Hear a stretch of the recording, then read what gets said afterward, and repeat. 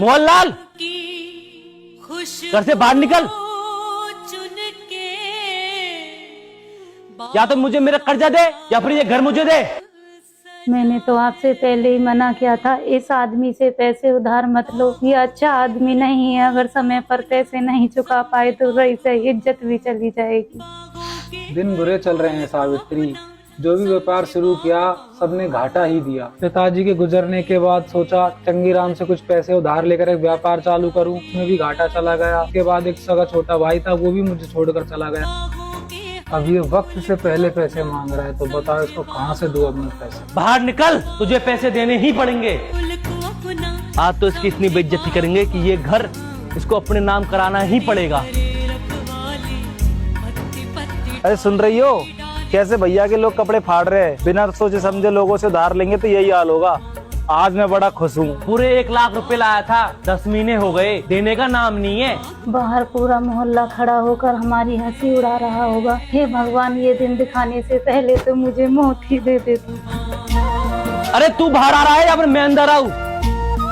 तू देखती जा आज क्या ड्रामा होता है। बड़े ही लाड साहब थे, मुझे थप्पड़ मारा था ना उन्होंने, तो आज उनके साथ में यही होगा।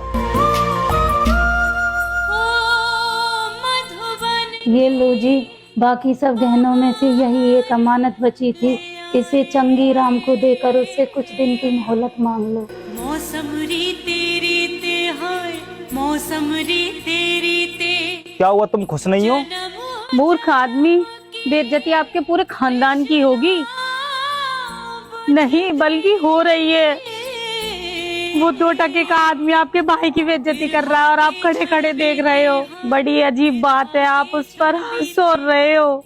फिर से सजाए जब एक भाई की बेइज्जती होती है तो दूसरे भाई की भी इज्जत पर उतनी ही आंच आती है। जेठ जी ने उस दिन आप पर इसलिए हाथ उठाया था क्योंकि आप शराब पीकर मोहल्ले में हंगामा कर रहे थे। उस दिन वो आपका आपसी मामला था, इसलिए मैंने आपसे कुछ नहीं कहा। लेकिन आज इज्जत हमारे पूरे घर की जा रही है, मैं नहीं देख सकती। नहीं सावित्री, ये तुम्हारे सुहाग की निशानी है, मैं इसे नहीं ले सकता।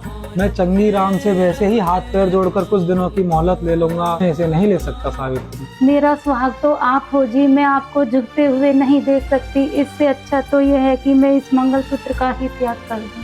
गले में काला डोरा पहन लूंगी, अच्छे दिन आएंगे तो मंगलसूत्र तो और बन जाएगा। तुम ठीक कहती हो, मुझसे बहुत बड़ी गलती हुई है, लेकिन अब तुम ही बताओ क्या करना है। करना क्या है, आप भी एक लट उठा लो, मैं भी एक लट उठा लेती हूँ, देखते हैं वो कितने बड़े सूरमा है। चलो ठीक है, अलमारी में 1 लाख रुपए पड़े हैं, उन्हें भी लेकर चलो।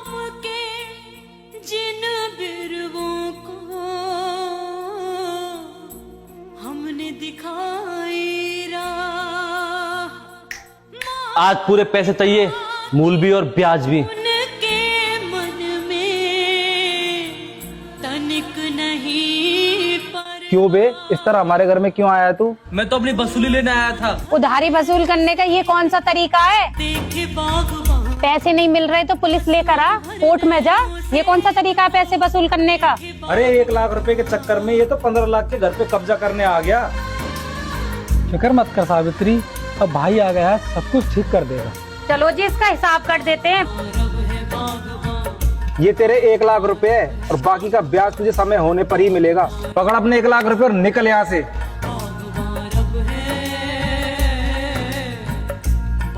तेरा ये एहसान मैं जिंदगी भर नहीं भूलूंगा छोटे। मुझे माफ कर दो भैया, मुझे तो 3 साल पहले ही आ जाना चाहिए था जब आपका व्यापार डूब रहा था। मैं तो आज भी आपसे राजी नहीं था।